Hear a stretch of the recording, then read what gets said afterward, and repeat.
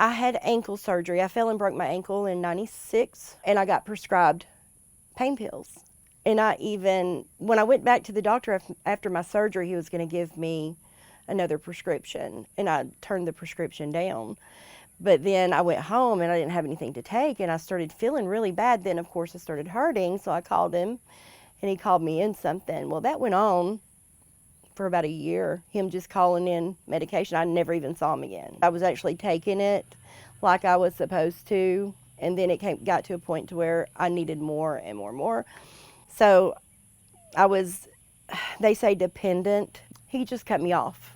And so I was very sick. And then I started buying them on the street and became addicted to the point to where I started doing heroin, oxys, more Roxys. That's when all of those started coming around, and the doctors were giving those freely. So then I went to urgent cares and just got them. I mean, it was just, they were so abundant. You could cut your finger and go to the ER and they would give you opiates. So that was my addiction.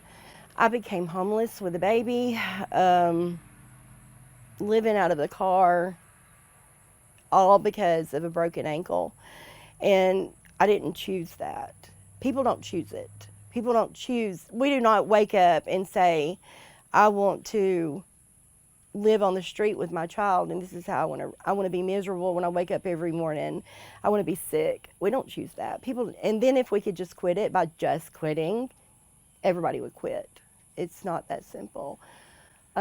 Recovery came in 2009, and that was a very long time, and a lot of things happened in between there too.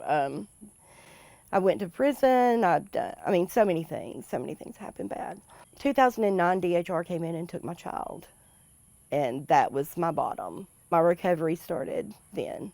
I went to family drug court. I went through that for about 18 months, graduated that. Had a relapse in 2015. I had surgery, had a hysterectomy, and they gave me pain pills. So from that point, I went to medicated assisted treatment, and that's where I've been since. So medicated assisted treatment actually saved my life. When we go into a hospital or talk to an officer about this, trying to get help or trying to talk to stakeholders in the community is very difficult because they look at us like a lost cause. They can't get past the part of it's a moral problem, not a medical problem. The language that you use is very important.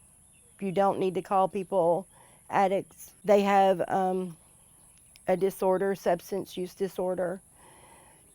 Because it is a disorder, it's a disease. It is very medical. When you get to a point to where you're asking for help, a lot of things have happened. And if you go into a hospital or even a medicated assisted treatment, an opioid use disorder program, and they don't know how to use the language, then they can make you turn around and walk out, and then you go right back into addiction. That's a problem. And we've got to change that problem.